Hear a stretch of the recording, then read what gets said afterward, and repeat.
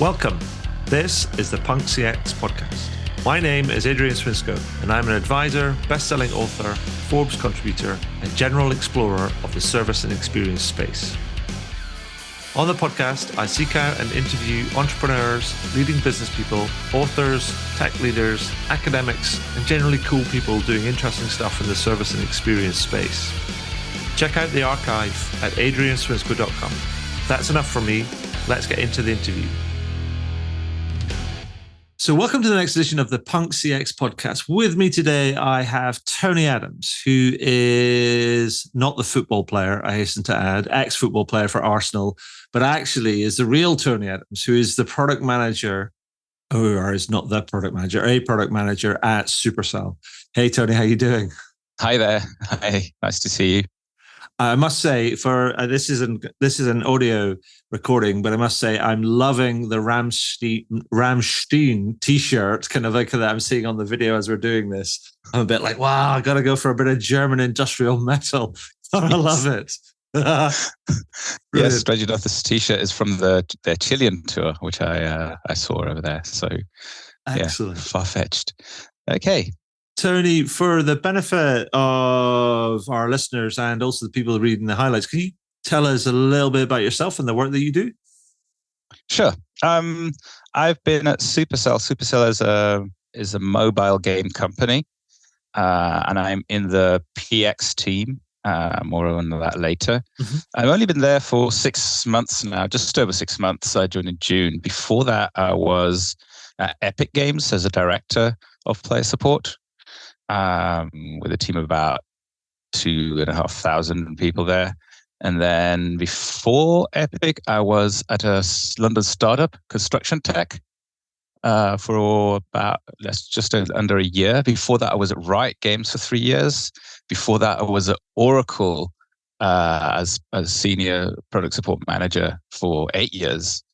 Before that, I was in HR consulting for about 6 years. So that was consulting, sales, a specialist in HR. Before that, I was in healthcare services management for 6 years. And before that, I was a programmer. Wow. So very varied. I wasn't a very good programmer, as you can probably guess. I was had to stick to that. And in between jobs, I've also done a lot of consulting of different models and different, mostly business process consulting. Excellent. I love it. Sort of like there's a healthcare, construction, a lot of gaming, and pretty much support all the way through with a little bit of HR thrown in. Yes. Fantastic. Now, I know you mentioned it just then earlier, because we were talking in the setup to the podcast, you were telling me about sort of PX. Yeah. And what you're talking about was like PX standing for kind of player experience. And how it's a branch of CX, but it has a very different and sort of significant sort of challenges. And we were sort of having a conversation about this, and I thought, what a great conversation. We should have a podcast about this because PX, that'll be another, preface to kind of X, the experience sort of thing, which I think our listeners will find useful. So what I wanted to ask you, Tony, was can you explain what you mean by sort of PX and outline these different and significant challenges that we were talking about? Sure. So PX is like CX in the gaming world, right? Mm-hmm. And CX you usually refer to as customer experience. Customer usually entails that they paid for something. Mm-hmm. For example, I don't think if you're a Facebook user, you don't pay for Facebook, therefore you're not a customer of Facebook, even though you're treated like a customer. It's actually the ones that are paying to get your attention that are the Facebook customers, right? So that's basically CX. So it includes payment. Payment involves certain laws, rules, a formality. There's a payment method, and the payment method goes through some checks. So there's some filtering before you become a customer. Players, especially the free-to-play gaming model, free-to-play meaning games like League of Legends, Fortnite, Overwatch, and all the games that you don't have to play, like even Candy Crush that you just download and play, right? Mm-hmm. Nobody knows who you are. There's no formal contract. There's the terms of service. I think the lawyer of the company is the only one that read them. There's an emotional attachment to the game. So it's more like being an Arsenal fan that you have to deal with more than a customer that comes in and says, oh, well, I really like your product, or I have a little complaint. Instead of that, it's saying, why did you lose 3-0, right? Or win 3-0? Well, most likely lose 3-0. But anyhow, there's a desire to acquire players at scale. Yeah, you have to put in very low friction. To put in low friction, you don't demand a lot of information from you. You just download the app, click play, and off you go, right? Mm-hmm. But that means I don't know who you are. So I don't know. So what happens if you lose your account? You put some time into your account, or you how do you recover that if you lose it, right? Mm-hmm. So you contact us and says, hey, it's me. Is it though? But somebody else can say, no, that's not me. It's me. And the only things I know about you are an IP address, device ID, things like that. So piecing that back together has huge challenges. So all these things together, meaning that means without PII, of course, this very private. Privacy is very high, but also how do you manage this? There's lots of things that break down. Identity model breaks down. Your marketing rules break down. Mm-hmm. Marketing rules that are based on, for example, demographics. Right? I don't know your gender, your age. Sometimes I don't even know your location with VPNs being so common. I probably know your language because you need that to play, mm-hmm. but that's not quite close to identity. So that's basically supporting that has its challenges because you're dealing with a lot of emotional load. You don't know who these people are. It's at scale. Free-to-play games are not sticky, so you can have 3 million players playing your game one day. Mm-hmm. 500,000 playing the next day for months, and then the 3 million come back again when you launch something, or maybe it becomes there's an article or somebody's playing the game on Netflix, right? And then all these players want to get their accounts back, and you're prepared for 500,000 players, and suddenly you've got 10, and so it's very unsticky. And I think that the other interesting thing about it is that you talked about that emotional connection because gaming is it's massive. It's a massive industry.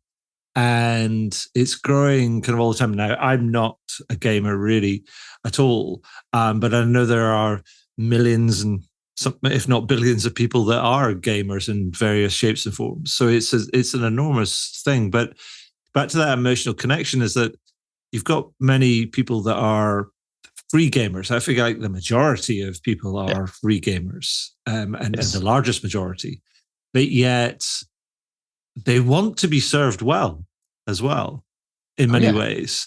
And I think that becomes a challenge. It's like where somebody's you're not paying for something, but you still want to be treated with dignity and respect and speed and efficiency and all those different sort of things. So that poses challenges to this, if you like, the support model. The bar is extremely high. A League of Legends player that is agreed with their mates to play this Saturday, and they're going to sit down and play, and something's wrong. They're not putting up with that. They're reaching out, and they're not going to say, "Look, good afternoon, right." There seems to be something wrong. They'll come in. Gamers. I mean, there's a reputation for being right. They talk about your mom, and they talk about this. I'm going to shoot your head off, and things like that. They just reach out to you this way, and you go, "Ooh." Lots of passion, and as I said, the games have a very high bar, and if you're an extension of that game, as PXCX wants to be, you're an extension of that passion too. Right? And I think the other thing is that because I was reading, and you were telling me about it as well, is that there's not just a straight distinction between free gamers and those people that kind of pay for the game and kind of the extras they get in that, but there's this almost evolution that's taken place over the last number of years with the involvement of these things, what are called microtransactions, where people then will actually consume things in games and actually pay kind of real kind of like money for things, but not be an official paid up customer, but they've paid for things to enhance their experience in the game, as it were. And I'm a bit like, blimey. So you've just got this, and then the levels of the numbers of microtransactions is probably going to be this massive spectrum as well. So it's not just about it's you've got these two distinct categories. One really big non-paying people, then you've got a minority of fully paid up people. Then you've got all this microtransaction sort of sphere, as it were, and that's kind of further complicated by that. But so How do you deal with that? Good question. If I sort it out, I'll get a promotion. No, it's I don't think anyone's really sorted it out, but there are many things that have it sorted out. There's some companies that tier their players by not pay a little bit, and the big blue whales, the ones that give you a lot of money, right? And that seems to work, but the most successful companies don't make a distinction, because most of these games, you buy things for cosmetics in game.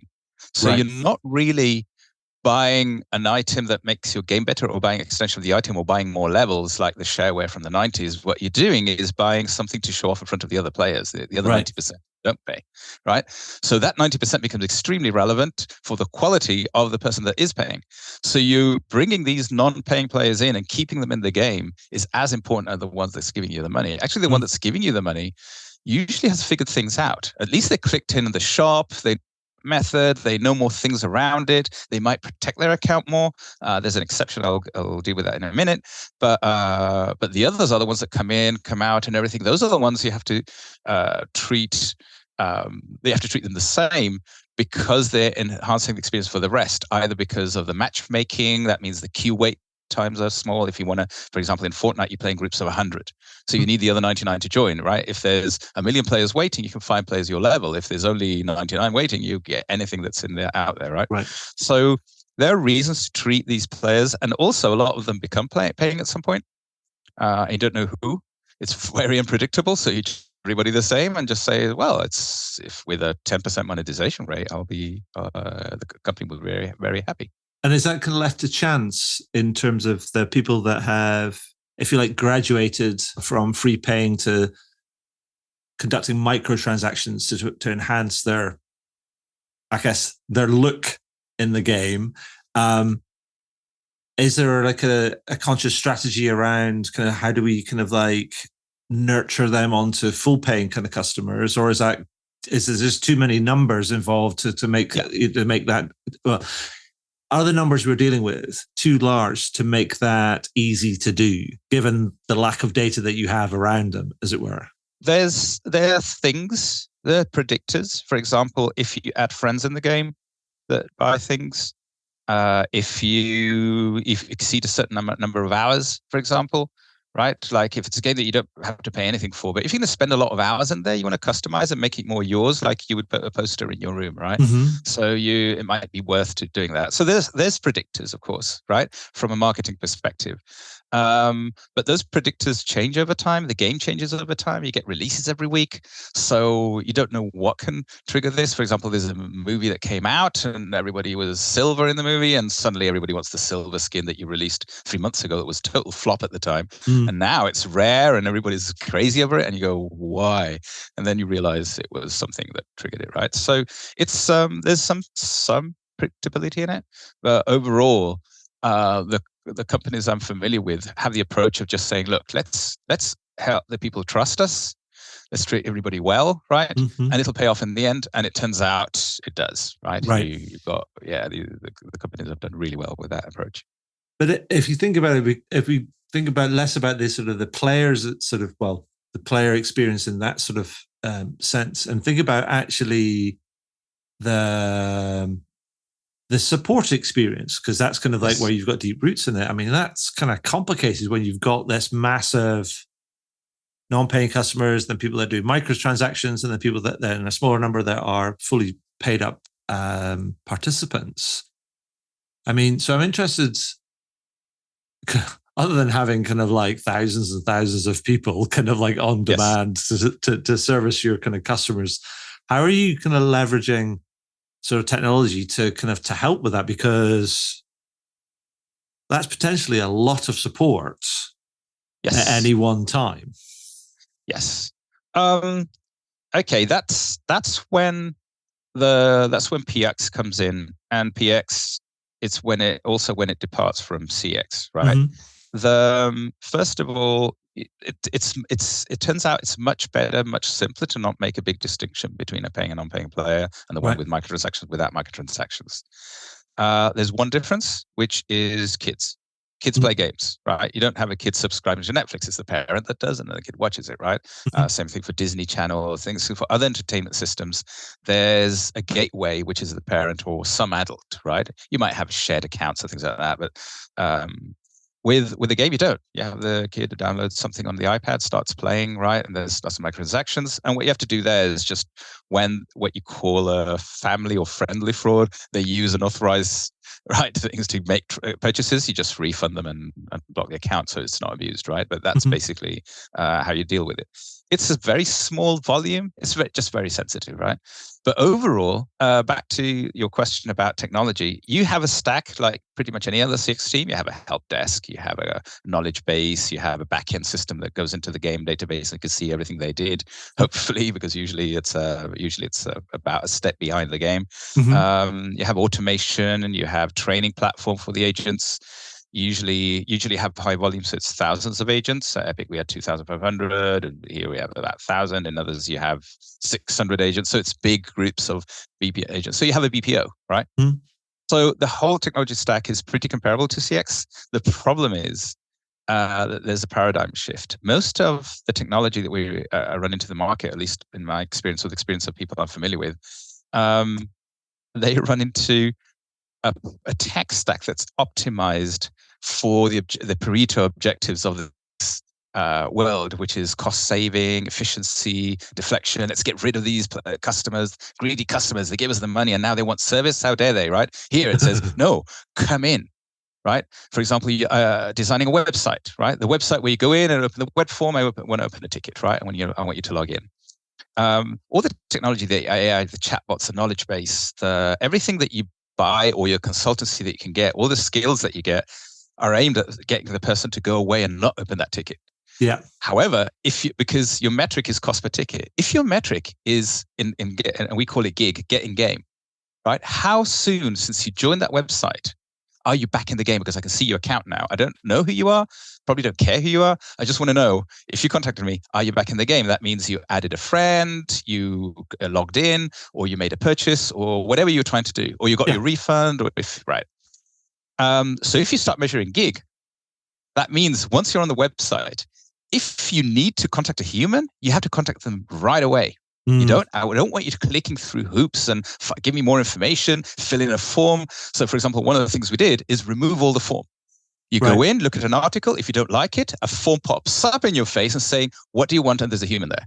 Right. And you just go, that is the tools made for that, for pushing, unless you want to sell something, which is not quite the CX that you're used to, where you're in a website trying to sell, right? Here you're trying to say, oh, I have a small team, I want to save money. Another paradigm shift is that game companies do really well, the big gaming companies, right? We're talking about things like Ubisoft and Electronic Arts, CCP. They make plenty of money.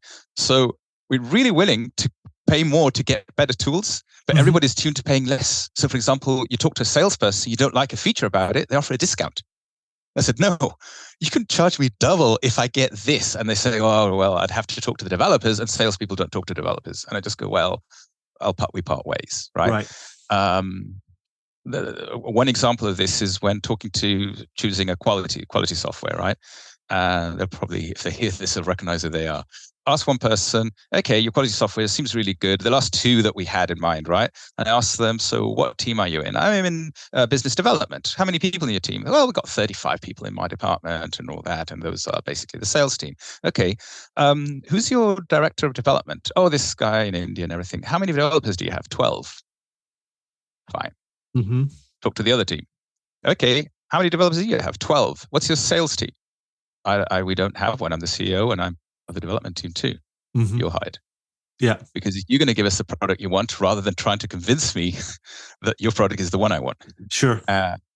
So that's basically what we run into. And so I also think is there not like an added complication is that primarily this is all in-app, in mobile or on tablet sort of thing. So actually, traditionally, unless you're using like it's almost like a software product. It's almost like where you kind of log in and you want to actually you don't want to have to go somewhere else to get help, as it were. You want it to be all in that environment.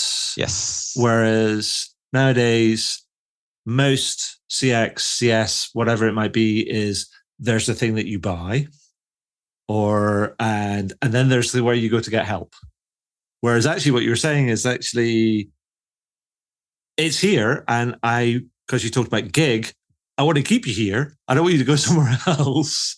Yes. I want to keep you here. I'm like, because if you're here and you can get your help here, then I can get you back into the game as quickly as possible. Correct. And I guess there's I know that there's many of the kind of the players are not necessarily keeping up with that in-app sort of mobile first sort of in product sort of support and help. And I know that's something that you were talking to me about. So that becomes like a real kind of challenge, even over and above the different approach to something that we want you to ask for help because we know it's going to enhance your kind of like your gaming experience. Yes, I think you're onto something big there, because the ultimate PX would be to having game support to support you while you're playing. So imagine you're playing this game. Imagine someone with a gaming pad, and you fighting something, and someone's shooting over your head, and you're ducking behind a box, right? And you contact support and saying, "I'm getting lag," right? Lag meaning you've got latency, right? Yeah. Or you go in and says, "Quick, I need to buy the new gun the upgrade while I'm getting shot at," and we could say, "Sure, it's added to your inventory. Anything else, sir?" Right? That would be the ultimate dream, and that's what several people in PX are trying to build. Unfortunately, that metaverse sort of presence is not quite there yet. At Supercell, we have game support. The other games usually have to go to a website because of some complexities. For example, having a very client with support inside it will require the gaming designer to start putting in a CRM, right, or a help desk software inside the game. Supercell did it. And at Fortnite, for example, runs on consoles. So having to type a ticket inside of a console, right, that becomes right. It could be something like voice support. So yeah, we're not there yet, but definitely that would be the gig approaching the optimal, right, which is actually either zero, right? Yeah, and I think there's what's interesting is that you're kind of pointing to like a massive market that's not currently served, and if it doesn't get served quite quickly, then it's going to end up serving itself. Yes, they get help from people that are unauthorized. They get bad help. They get scammed. They get accounts stolen. Remember, if you get an account, even if you don't put any money into it and you put a lot of time into it, it becomes valuable and you can sell it off for $50, right? Yeah. Or someone can steal it from you and sell it for $50, right? And that becomes also a threat that you have to protect players from. Do you think that there's possibly an opportunity or a possibility rather that one of the game companies, if they haven't already done it already, I mean they're good at developing stuff, but actually they might actually develop their own thing and then go, we can plug this into our own game, but then we can unplug it as well. We can sell it to people, a bit like what Amazon did with its AWS Connect and things. It's built its own contact center sort of like platform and went, we use that, but we can also sell that. It's a bit like they did with their cloud services with AWS itself. They built it for Amazon and they went, that's quite cool. We can sell that. So and so on and so forth. And it's continued down that route. Do you think that's a possibility? Yes and no. I think that happens when your company becomes an investment company. Like Amazon is an acquisition company. Google became an acquisition company. Netflix became an acquisition company because it's buying companies rather than making their own product anymore. I think the games are still focused on making games. Right. Except some games that are growing a lot, right? Like Epic, Electronic Arts, and Microsoft might do something like that, right? Where they build their own stuff. Right now, the distraction from making a game to building your BPO, building your software, right? We've considered it seriously. I was saying, why don't we build our own stuff? We have some prototypes in there, but it's not something that, it could be about to happen. Right now, selling it out and making business out of it, like for example, instead of having a cost per ticket, having an income per ticket, that would be fun. But I don't think it's the objective, right? You're just saying no. We're trying to we're trying to contribute to society by making people have fun and entertainment and enjoying our games rather than although it would help the industry, and having the industry level up would help other game companies too. I mean, it is that core competency sort of model of sort of saying it's a bit like going, yeah, we're good at this. We like doing this. We're going to focus on doing this. We just need a bit of help to do this other thing. Yes. And so that's fascinating. And it speaks to this big gap, but I also kind of know that when we've initially talked, we were talking kind of broadly about kind of PX and just general kind of experience in general. And one of the things that we also talked about, which is something that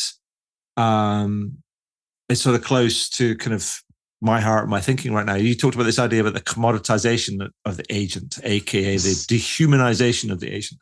Now, this is, I think, completely aligned to something that I've been thinking about recently, which points to points to a contradiction, I believe, at the heart of modern kind of near future kind of CXI. We want these multi-skilled, smart, tech-savvy, capable, resilient, empathetic human beings that are going to serve customers and quickly solve their problems.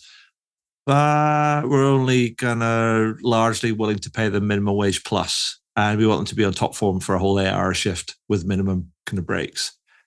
And increasingly, I've been thinking that just doesn't stack up. And we need to kind of it feels to me, I've written a note somewhere that says that there's a reckoning coming because it just doesn't feel like a sustainable kind of model. And we're going to need to really evaluate the whole operations and economics of service and support if we are to deliver that great service, great experience for our customers or our players. I mean, Tony, am I mad, or what do you think?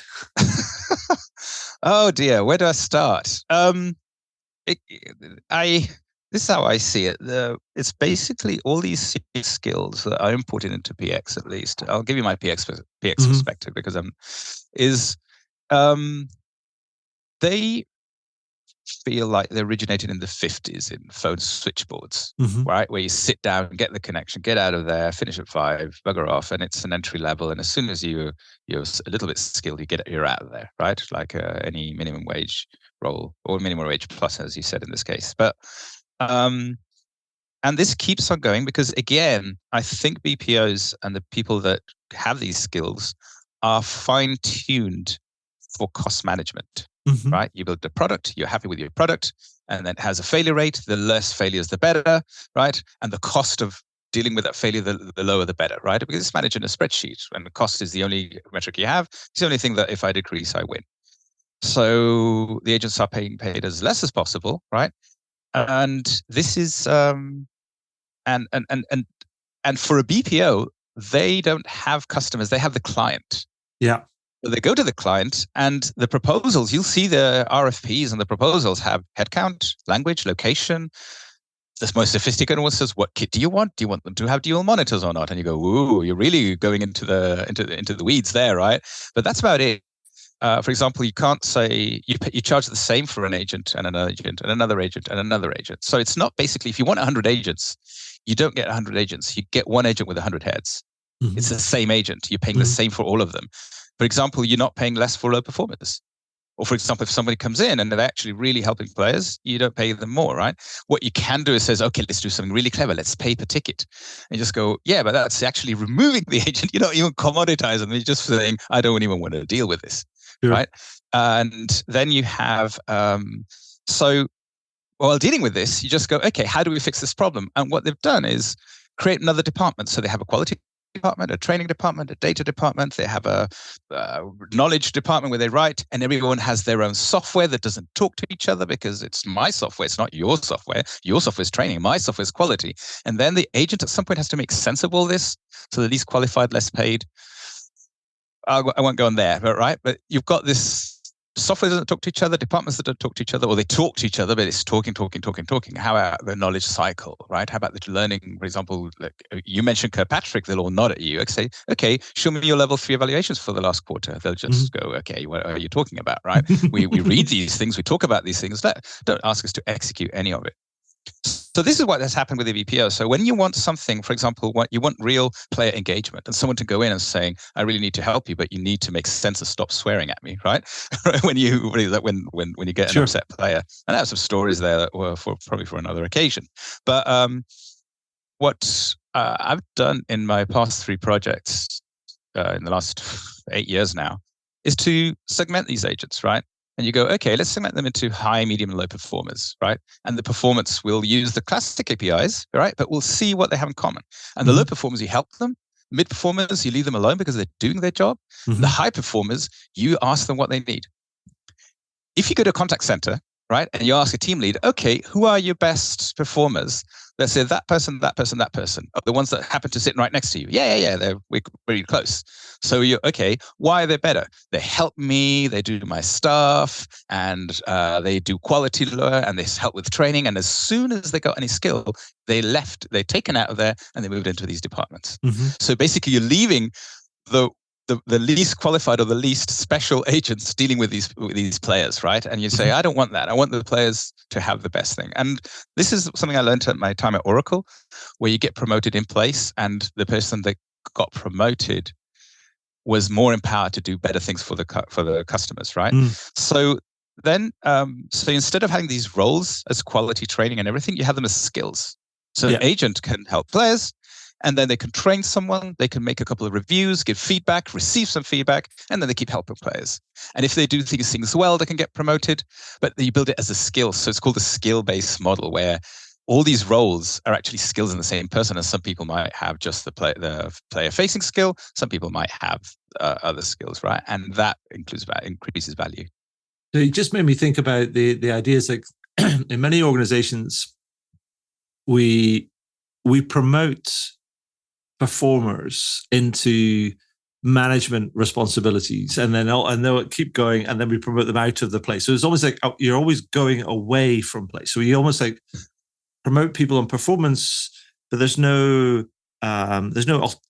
rarely alternative routes which says, actually, we're going to promote people on competence and allow you to, as you say, promote in place. And you can just become that super agent, that super user, because actually you turn around and go, like, some people might want to stay. Some people might want to like what they're doing, and they just want to get better at it and do more and try and see where they're going. And for me, it's almost talks to the point where we have to almost reevaluate how we look at service and support and say, actually, this is not something to get away from. This is something to get into and stick around in many ways, and get better at.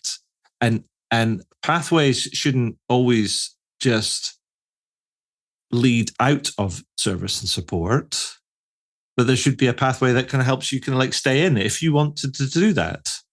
Yes, exactly. And the problem is, to move in that direction, you have to go against all the best practices. So you talk to a BPO, the biggest BPOs in the world. You talk to the best software in the world, the software suppliers, right? The big desks and helps and the things, right? That are going around, and they will all not know what you're talking about. And for example, data, for example, the account manager for the BPO will say, "Oh, our CSAT is up by 1%."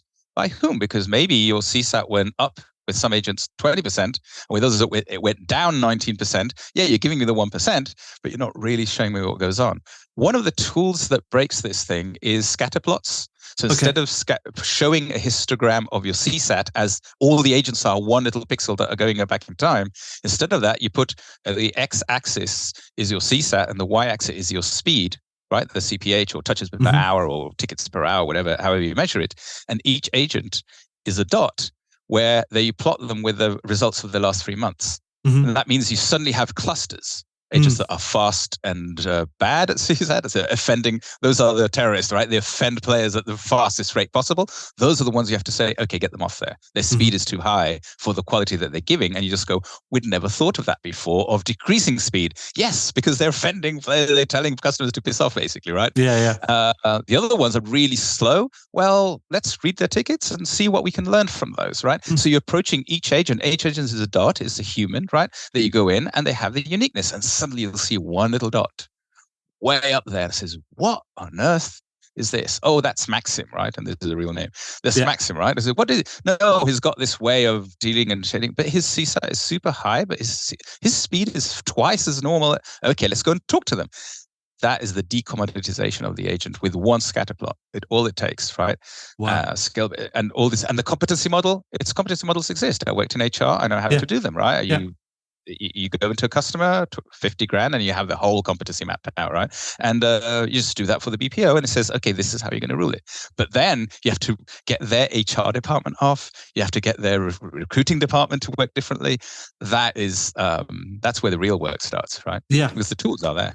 But I love the idea of the kind of the scatter plot, because it speaks to that sort of thing around in statistics where you talk about, well, you talk about CSAT. Well, it's like, yeah, as to your point, it's like it's your average CSAT, but it doesn't tell you a distribution of your CSAT, and it doesn't tell you what your median kind of is, and kind of what the high and low kind of like points are, how that's kind of what that drives, and so on and so forth. But the scatter plot is this kind of, as you say, gives you that you're going to give you a granularity to actually see, oh, there might be pockets of excellence or otherwise, or just difference, which you go, ooh, what's happening there? Somebody's doing something maybe kind of like 50% kind of like slower than other people, but they're smashing it in terms of their satisfaction. You're like going, and it's way out everything else, way out over and above everything else. But it's like you get that level, and you go, maybe we need to go slower in order to go faster. Yes. Right. Yes, because you're driving everything. You're trying to drive everything, right? And to better. And it says, wait, not necessarily better. Yeah. Because it's like you say, it's like it's not just about sort of like, yes, we should try and make things easy and effective and as efficient as possible, but it's ultimately it's about engagement on both sides of things. You want to kind of like have the people engaged, but you also want to have the players and the customers engaged. They engage with what they get. And to your point, the kind of the gig idea, get back in game, or get in game, is great. But again, if you step back and think about it, that you talked about BPOs and stuff, and it's that everything's done from a cost perspective. And we know that we've been talking about this for years. We know that there's this massive opportunity if you can switch a mindset from cost to value, which is sort of what you're talking about, where you end up kind of have to completely reorchestrate kind of like how you think about something. I mean, I know there was I mentioned this before on the podcast, that there's an Accenture report came out middle of this year, rather, or middle of 2022, because it's going to come out January, February time in 23. And they did a piece of research, and they said only about 20% of contact centers have made a switch from cost to value from their own their self-reporting, as it were. Yes. And yet, when they do make that change, they grow about, or they generate about 3.5 times the revenue of their peers that operate as a cost focused kind of base. Yes. And the investment that's required to achieve that is about 50 basis points extra of investment as per their kind of revenue on an annual basis, which, if you think about it, that's like 0.5%, right? So if you're £1 million, that's like 50 grand. The maths add up. The science supports it, but it's a small risk. BPOs are not known for risk-taking companies, right? Any big company, the first thing they risk and their investment is basically going on acquisition, things like that, right? And it's very difficult to convince a competent BPO into doing that. And the ones that will risk it, you just go in and go, I don't know if I want to invest in this BPO, because it's very difficult game to navigate, and you have to, as I said, you have to go against 70 years of market maturity, right? Just to achieve something that you've been trying to do for 4 years, 5 years, 7 years, 10 years. It's not enough. Yeah. And then protecting your operations in that BPO from the interference of the rest of the BPO, right, also requires politics and negotiation and strict terms. And not everybody has the negotiation power to do that. I'm just thinking about my maths on the the million pounds and half a percentage, and it's like a million, 50 grand. Yeah. And so I think it's actually not even 50 grand. I think it's less than that. Anyway, I'm getting confused now on this kind of live. I'm not going to. My arithmetic's not great. Not today, at least. Anyway, on PX, Tony, that's a fascinating challenge in some big challenges, but also bigger questions that I think that are relevant for many organizations that want to do something kind of different, that want to stand out, and also engage not just their customers or their players or their consumers, but also their agents and the people that work to serve things, because there has to be a value proposition on both sides of the coin, because it's people need to have to choose to do this kind of work and want to kind of get well treated and well engaged and well supported and well trained and well equipped and well rewarded kind of for this. And so I think there's some big questions in there and some things that hopefully people can chew on. But wanted to ask you before I ask you some more kind of general kind of questions, is there anything else I know that you think a lot about this. So is there anything else that's come to mind that you want to add before we kind of step back and think about some more general stuff? Well, yeah. One thing I've noticed a lot is that there's a detachment from the business to try and create from PX this isolated department. This happens with many CX teams, right, and CS teams, right? They get isolated, so they start going into this small circle of circular metrics. Circular metrics is when you're measuring something, and you're measuring the measurement of the something, and then you're measuring the measurement of that. So you bring up a YouTube video to promote a brand, but instead of that, you measure the views. You do some training to develop the skills, but instead of that, you measure attendance, right? Which is basically you do your own bait and switch, right? You're doing it for purpose A, but you're measuring outcome B, and you think they're related or they're not related, or you delegate that to someone else, which is most likely, and then they consider it successful, and they do these amazing retros, these monthly or quarterly business reviews where they show how good they are at not doing anything at all, which is irrelevant. So this is only done for the vendor manager that has to go in there, go through 2 hours of graphs and pretty graphics, but it's not the CEO that's looking at that, right? I would implore people to take a look at somehow correlating some KPIs to some business metric and showing how is this relevant to player acquisition, retention, and monetization, which are the 3 processes of marketing in a free-to-play game, right? Yeah. Or in the case of any other application of user acquisition, right? The ones that spend versus the ones that don't. How do they behave? Okay, how do we create more of these and fewer of those? Is CSAT a predictor of it? Well, only if it's billing and this and the account is more than 1 month old. Okay, isolate this variable and compound it. There are methodologies for that. There's business dependency networks. There's others. Complexity management, right? If you look at complexity management books, right, they will teach you how to use abductive reasoning, which is basically, it's not deterministic, meaning if we increase CSAT, revenue increases. That means for every point we get that much money. Therefore, you put this much money in, this is what the money you're going to get out. Doesn't work like that, right? It works like, for example, you have a wave of account theft. So you protected your players. So CSAT went down because you're saying no to thieves. That CSAT going down is because we did our job. And that's counterintuitive, right? So you don't drive the CSAT. Otherwise, you would have given those accounts away, right? That's another example of that reasoning. So that's what I would do. Invite people to read about, for example, Cynefin framework. I don't know if you've heard of that. It's Cynefin is writing. I'm familiar with it. Don't know much about it in detail. Cynefin. Just Google it, watch videos. You'll understand 1% the first time, 5% the second. Eventually, it'll click, and you'll go, "Oh, this one's simple. This one's complex. We'll treat them different." Yeah, that's what I would invite people to do. So, I mean, I think that's it's great advice. I mean, the Cynefin stuff is Cynefin is stuff I'm familiar with, but I don't know that much about it. I guess there's only so much time in the day. And a little bit about complexity kind of theory and more about systems thinking, and it's a bit of a cousin to kind of like to both of them, I believe, in terms of trying to make sense of the world and trying to figure out kind of what are the right things to do when you're faced with knotty problems. But yes, do definitely Google it and prepare to have your brain fried, kind of like first time around. Yes. But it's good for you, really. So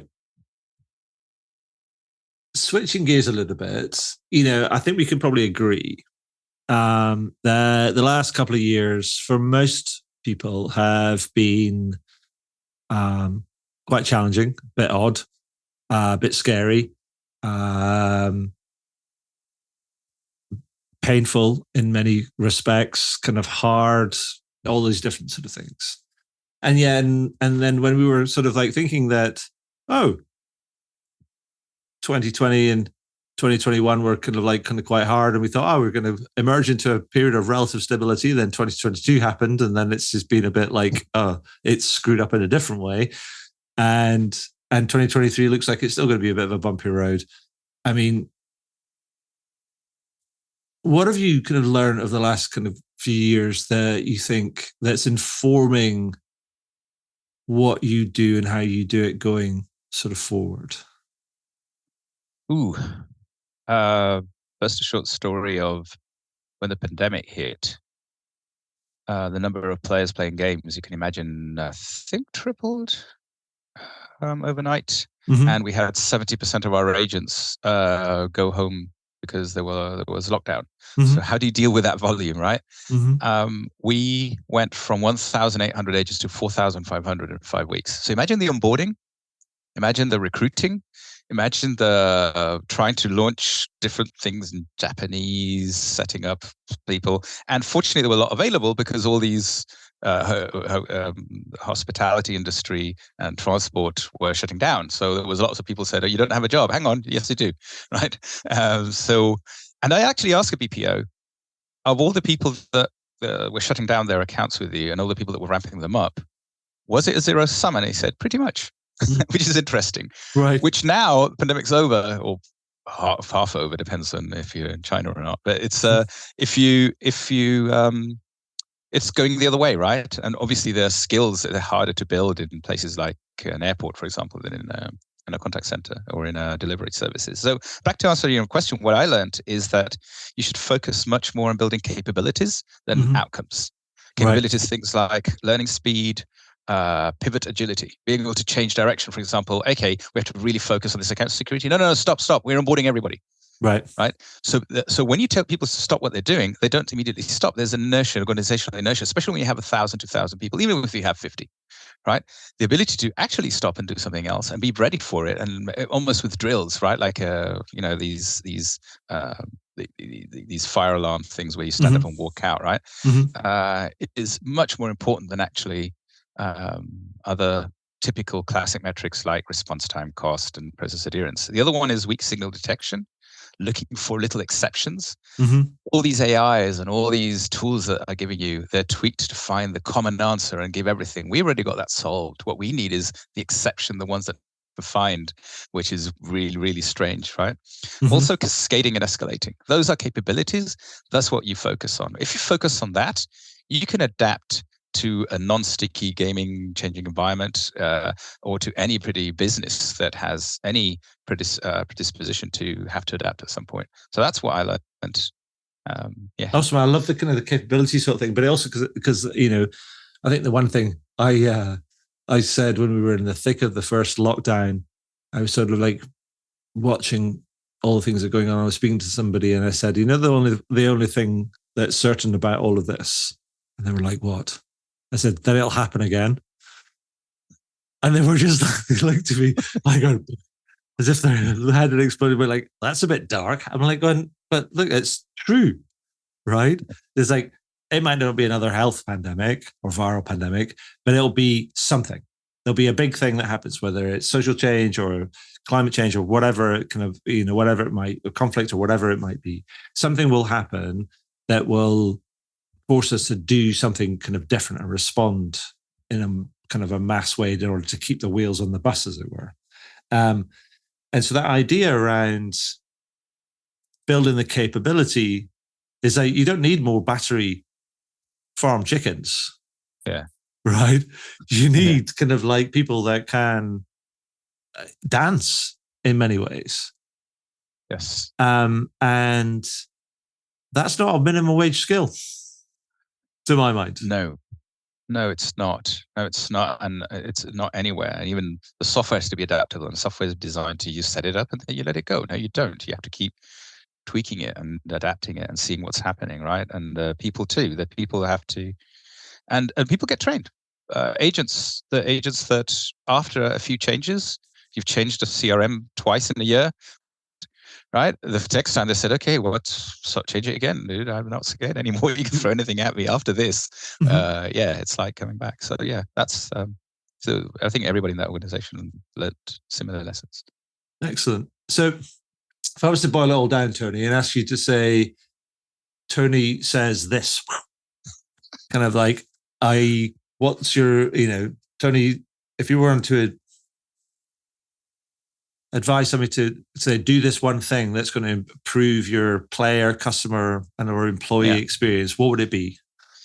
Unless you're in something really mature, high risk, like healthcare, right? I don't advise a doctor to follow this advice. I do advise anybody in CXPX to oppose the best practice. That what you are today calling a best practice evolved in the 50s, and we're still stuck with them just because it happened to be profitable in a day and age that's long over. Just everybody that says best practice, you immediately go, okay, we're stopping that. Why? I don't know. I want to find out what happens without it. Yeah, that's good enough for me. Perfect. I love it. That's kind of like along the lines of I've often railed against the idea of benchmarks. I'm a bit like, that's a fast track to average, ladies and gentlemen. Yes. I mean, they're informative, yes, but they shouldn't be a guide. No, you can fall back on them if you don't know what on earth to do, right? But you should oppose them as soon as you've got the minimum amount of energy. Absolutely. So, thank you for that. I love that sort of challenge, or just kind of like, challenge best practice, or oppose best practice even stronger. Before we go, I want to ask you a couple of wrap-up questions. So the first couple are related to the punk books that I know we've talked about in the past. So I mentioned this before we got started, that I've been collecting kind of words. This is like a word association kind of words for this next question. And I have 164 on my list that I've collected over the last kind of 2 or 3 years. So Tony, what 1 or 2 words would you use to describe a more punk approach to CX or like PX? What would it be? The first one that came to mind when you asked that question is distortion. Distortion makes it unique, but I think it's very abstract to say, how do you apply distortion to PX? The one I would settle for is substance. I'm just checking my list. Okay. And I can tell you are 2 for 2, ladies and gentlemen. Oh dear. Okay. Substance. Actually, there's a Bad Religion song that says no substance. Yeah. Yeah, it's exactly about that. If you read those lyrics and do... it's no substance, no control, I think it is. Oh, I thought there was... Or maybe there is one. I mean, their catalogue is huge. Maybe there is a no substance. I'm sure there probably is, actually.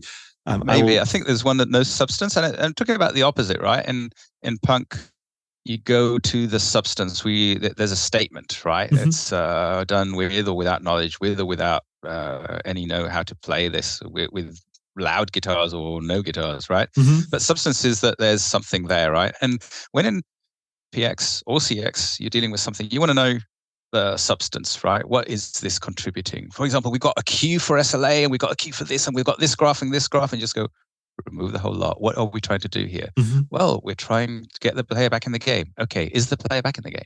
Mm-hmm. Substance, mm-hmm. right? Everything you add, that's what I would say. I love that. I think and I love the analogy with kind of punk, because it was all about substance. You might not like the substance,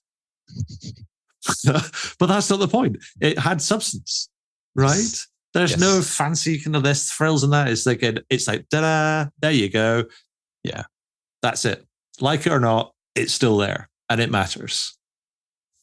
Yes. So that's kind of cool. So the second question is based on the second book that I wrote, which is about, it's called Punk XL. And it's about this idea that we need to think more holistically, systemically about creating an experience. And XL stands for experience leadership. And I wondered if you have a company or brand in mind that you think is this sort of experience leader, as it were, who's got their shit together, that's kind of like, you think, I think they're on the right track and they're doing pretty well. Who would you name? I like one brand and one story. The one brand is, I'll say Monzo. Right. I like the app has lots of stuff you could not use and you can ignore easily. It's not shoving anything in your face, but it's also stuff you can use. It's so refreshing to use compared to any other bank app that I've used, at least that I'm familiar with. And the chat it's in-app, right? And I like how that technology works. So as a customer saying, right, I don't know how they work on the back end, but I added some Monzo people on LinkedIn just to talk to them. They have they have ignored me. So if you're listening, Monzo, please add me on LinkedIn. Just to talk to them about CX. If everybody from Monzo is listening, please friend kind of Tony on LinkedIn. He's feeling slightly lonely. Yes. Yeah. So that's one. I do that a lot. Just reach out to something interesting. The other one is a silly little app for a doggy cam that detects barking, right? Called Furbo. This is the first time, and I use this as an example for my team to show them negative gig. And this is the interesting bit, right? When you have an app and you can tell the app is developed by different teams because you have a settings section that's completely different and definitely done by an engineer with no UX person in that city that day. And the other part, which is super fun, where you've got the videos, you upload and everything, the cloud, and then you get this warning that you say you have to update the firmware. Right. And I go through the settings. I don't know how to do it. There's a little question mark. I press it and it gives me options and it's a chatbot. And I go in and I said firmware send. And I said, hi, if you try to do the firmware, click here. I click on there and it updates the firmware in the chatbot. So it's actually faster to contact CX than to actually use the app to update the firmware. Wow. And I just go, negative gig? Really? I have to tell the rest about this. I think probably the chatbot designers were using that as a kind of like a way to get their kind of like utilization rates up. Possibly, but the thing is that they're saying, okay, people are really struggling with this. Let's just give them the click and they update it right in the app. Why do I have to make them go through all these pages of settings, right? Oh, no, completely. I mean, it's like, you should be able to get to that really kind of quickly, but I'm just thinking that somebody's probably going like, this is my bit. Oh, we can see a problem over there, but we're not going to tell you how to solve it. We're going to solve it over here because our utilization rate goes up and we look like heroes. Exactly. Yeah, and it worked. Brilliant. So one final thing before we go. I found myself doing quite a lot of doom scrolling over the course of the last year. It's just been one of those kind of things, trying to stop myself doing it and I try not to pay attention to too much But in the light of all that, because it seems a bit of a common kind of thing, and there's a lot of stuff going on, I've been asking people at the end of these recent podcasts to help me finish on a good news story. And so can you tell me the most interesting, positive, or exciting thing that you've seen in the last week? And it can be anything. Oh, the last week. I don't like football, but that final World Cup match was exciting. We're just sitting there at the edge of the seat when you just say, yeah, Argentina's. No, it's not. Yes, it is. No, yes. Oh, what? And just go, okay, that was a good match, even if I wanted both to lose. Sorry to all I've got very good friends with Argentina friends, and I would just keep peeling their leg. But if I have to say something a little bit more inspiring and more meaningful, I'm following a lot of the James Webb's telescope, the space telescope, what they're doing, right, and looking at that galaxy that existed 350 million years after the Big Bang, which we can see from here from the James Webb telescope. That is something I go, whoa, I can't wait to populate the moon and Mars. Excellent. Awesome. Well, that's definitely something for. I must admit, I haven't spent a lot of time looking at that, so it's definitely something I'm going to go off and and search out and marvel over. So quite a rabbit hole. Yeah, exactly. Another rabbit hole. Tony, thank you for that. Thank you for also sharing your perspective and challenging some of the stuff that goes on, and hopefully encouraging more people to ask some bigger questions and to do better work in not just the PX space or the PX or the technology space, but just generally the experience sort of space. So thank you for sharing your time and your perspective with me today. That's been super cool. Excellent. Thank you very much for inviting. And it's, very happy to be here and meet you again. Wow, what a great interview. I hope you enjoyed it. I know I did. Find out more about me and the work that I do at adrianswinscoe.com. Do leave a review on your favorite podcast platform. And if you have any comments, feedback, or questions about the podcast, then feel free to send me a message to podcast@adrianswinscoe.com. And do tune in again. Thanks very much.